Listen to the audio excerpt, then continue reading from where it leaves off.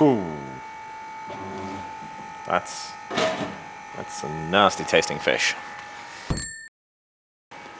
Unless you're an industrial chemist, ether means air, and ethos is sort of a system of belief or your guiding principles. Aether, the where ether comes from originally, he was some ancient Greek demigod slash weirdo. I'm not going to use we're going to have to do that one again, aren't we? Yeah. And if you bring all three of those together, what you end up with is, supposedly in this case, the Aethos, specialized lightest production bike as of yet.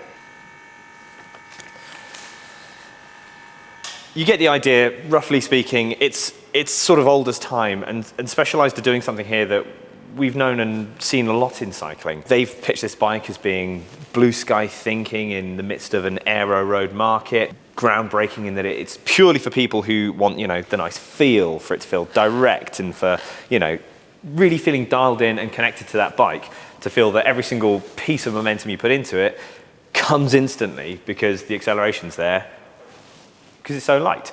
The real interesting thing about this bike isn't necessarily how light Specialized tell you it is, it's just why it's the lightest bike. Because it's the lightest bike of its type, definitely. But it's not the lightest that people can make bikes. In 2016, people were producing bikes, for example, the Fuji SL5, that was 4.94 kilos out of the box. This machine you're looking at here is 5.9. This is top of the line, top spec. Now, yes, there is a good reason for it. We're going to get to it.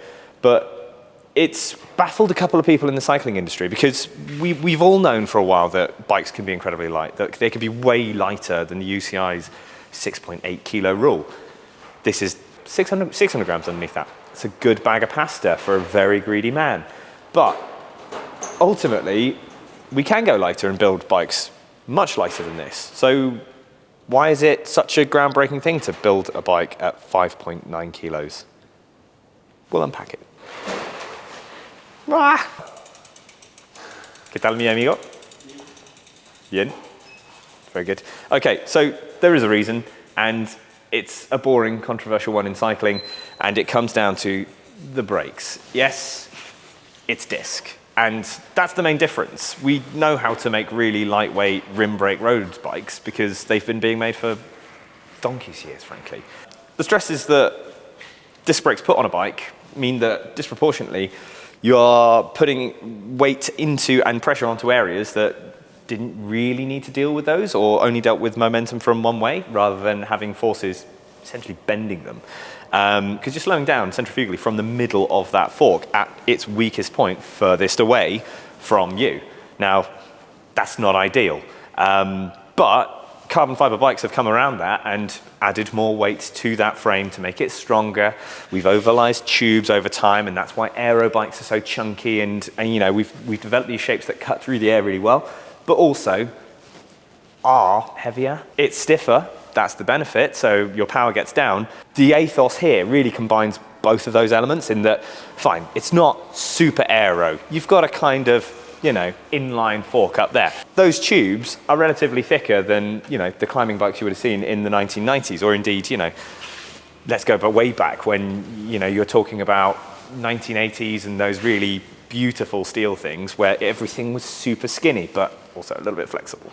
And Specialized talk about the fibers in this bike as 95% of them, carbon fibers, holding tension within that frame and being load bearing. So, thinking about your house and when a wall is load bearing, it's holding up the roof, right? And in this situation, you are that roof. If 95% of the fibers in the bike are holding you up, then it's doing a good job and there's very little wastage. They claim that most bikes would probably be looking at something more like 60% of fibers actually doing the weight carrying there, which, does leave 40% of that bike not doing a great deal for you. And that's kind of where Specialized have gone with this.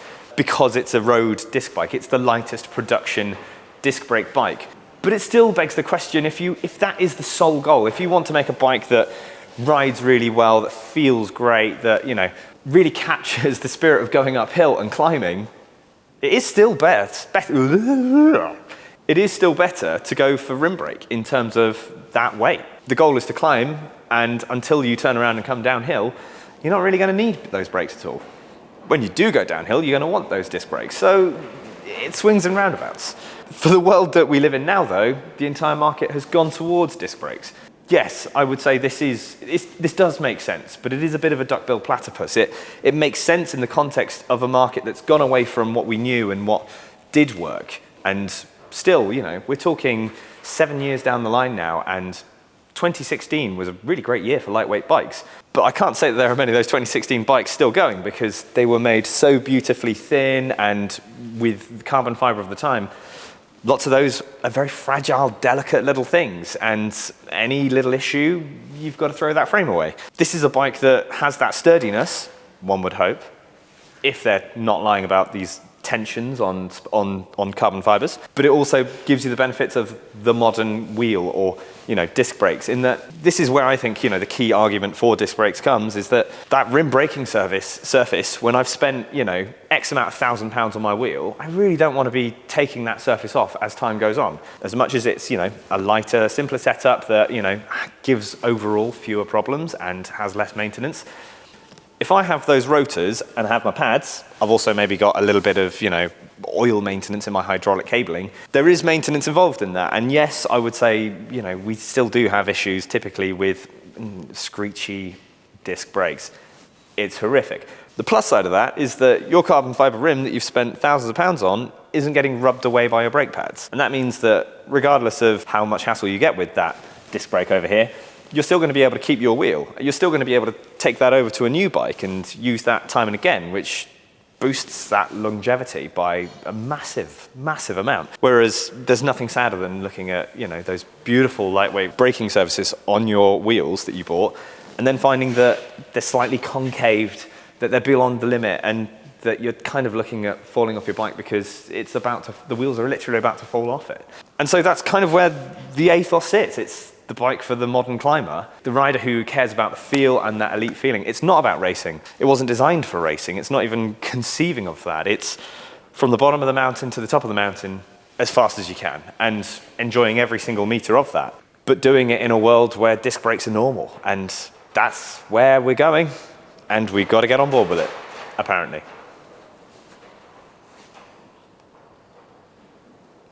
They're there, you can see them.